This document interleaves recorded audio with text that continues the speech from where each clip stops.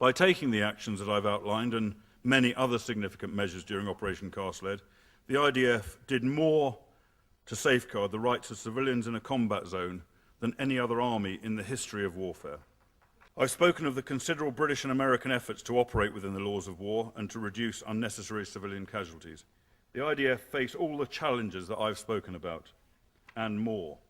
Not only was Hamas's military capability deliberately positioned behind the human shield of the civilian population, not only did Hamas employ the range of insurgent tactics I talked through earlier, they also ordered, forced when necessary, men, women and children from their own population to stay put in places they knew were about to be attacked by the IDF. Fighting an enemy that is deliberately trying to sacrifice their own people, deliberately trying to lure you into killing their own innocent civilians, and Hamas, like Hezbollah, are also highly expert at driving the media agenda. They will always have people ready to give interviews condemning Israeli forces for war crimes. They're adept at staging and distorting incidents. Their people often have no option than to go along with the charades in front of the world's media that Hamas so frequently demand, on pain of death. What is the other challenge faced by the IDF that we British do not have to face to the same extent? It is the automatic Pavlovian presumption by many in the international media and international human rights groups that the IDF are in the wrong, that they're abusing human rights. So what did the IDF do in Gaza to meet their obligation to operate within the laws of war? When possible, the IDF gave at least 4 hours' notice to civilians to leave areas targeted for attack.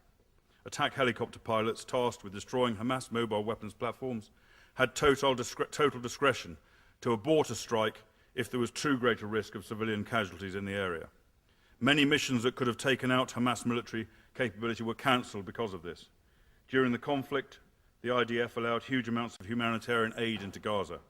This sort of task is regarded by most military tacticians as risky and dangerous at the best of times. To mount such operations, to deliver aid virtually into your enemy's hands, is to the military tactician normally quite unthinkable. But the IDF took on those risks. In the latter stages of Cast Lead, the IDF unilaterally announced a daily 3-hour ceasefire. They dropped over 900,000 leaflets warning the population of impending attacks to allow them to leave designated areas. A complete air squadron was dedicated to this task alone. Leaflets also urged the people to phone in information to pinpoint Hamas fighters, vital intelligence that could save lives.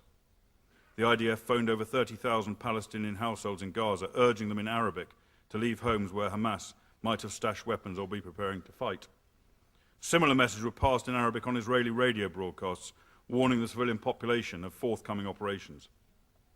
Despite Israel's extraordinary measures, of course innocent civilians were killed and wounded. That was due to the frictions of war that I've spoken about, and even more was an inevitable consequence of Hamas's way of fighting.